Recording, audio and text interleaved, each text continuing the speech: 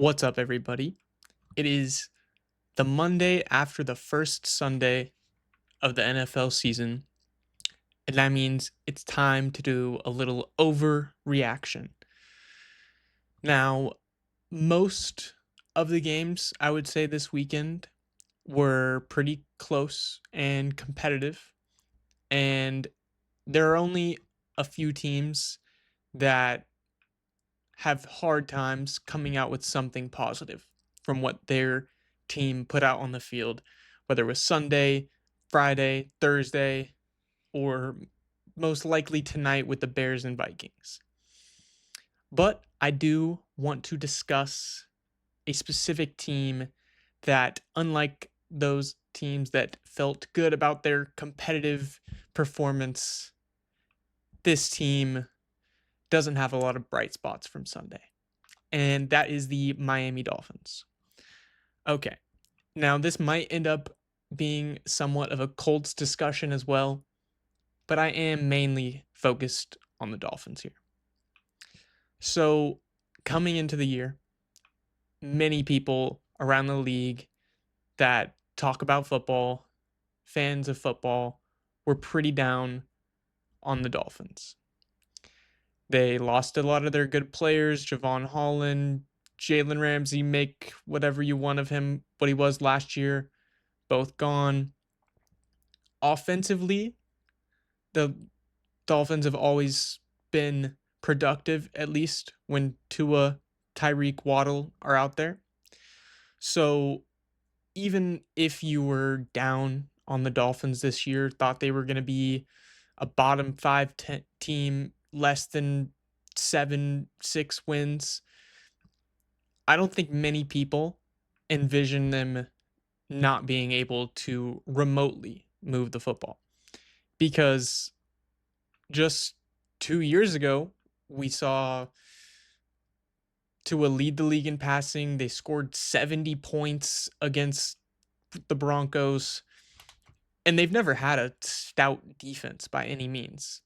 But the reputation of the Miami Dolphins under Mike McDaniel, with Tua, with Tyreek, with Waddle, has been a team that is in that playoff contention fringe teams that is a explosive offense and can make bad teams and average teams, can make them look silly by being explosive offensively, and they tend to beat all the bad teams and lose to the better teams, the above average good teams, and that puts them in a spot where they're 9-8, 10-7.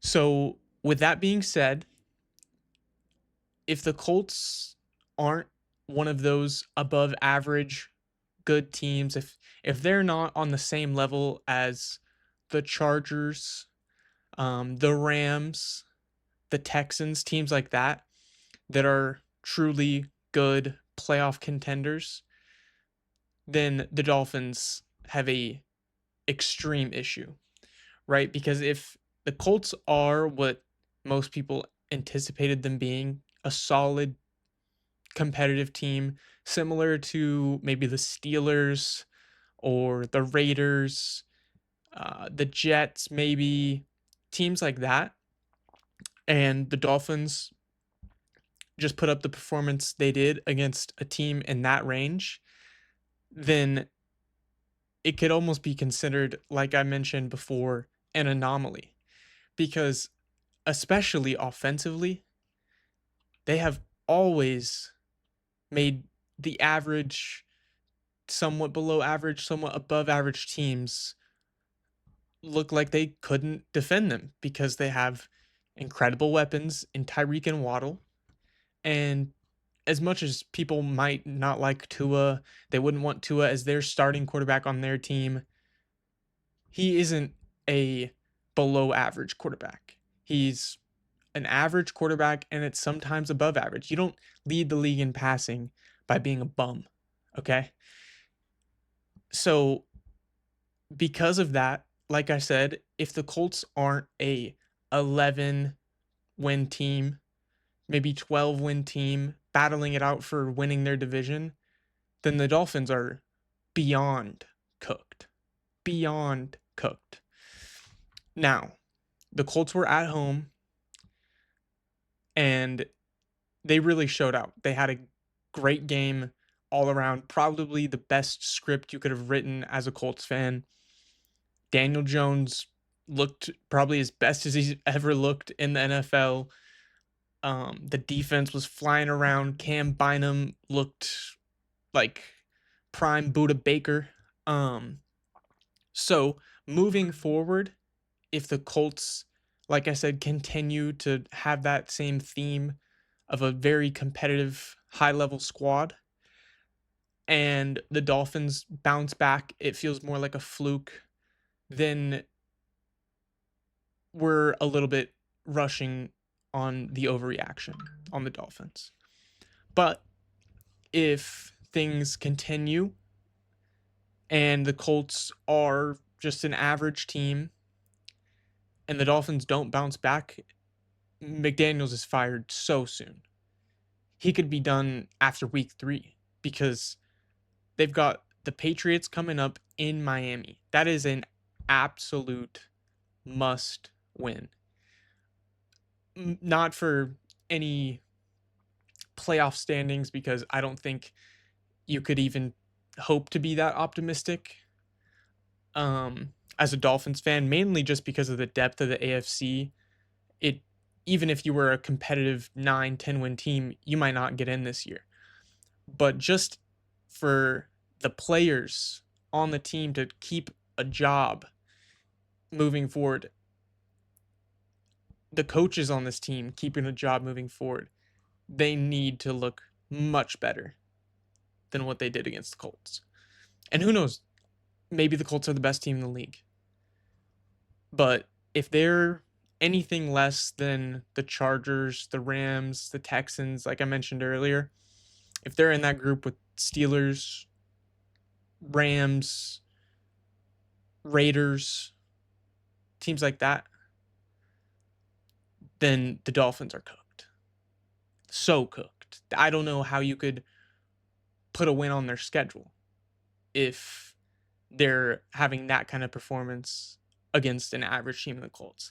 And one thing I want to mention, people say, oh, it's week 1, don't overreact. I do think that's very valid. You don't want to overreact, especially it's a road game against, even if the Colts aren't a great team, many people expected them to be solid. And you gotta step up and be ready to play against solid teams. It's the NFL. Everyone's talented. But it's also a week 1 in which across the league, everyone throughout the offseason is preparing for week 1 because that's all you can prepare for.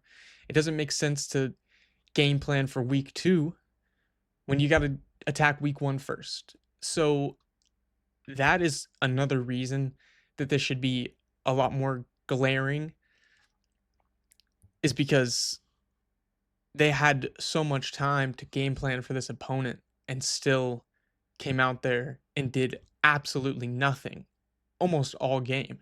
I think they had like 50 yards or something at halftime. Tua did, at least. So if it happens to be that the Colts are great and Miami just had a dud and they bounce back next week against the Patriots, which should be a susceptible defense, it should be a lot easier of a time for Tua against the Patriots than the Colts. Even though the Colts might not be seen as some great defense, the Patriots just got diced up by Geno. I think he threw for over 350 yards. It was in Foxborough as well, I'm pretty sure.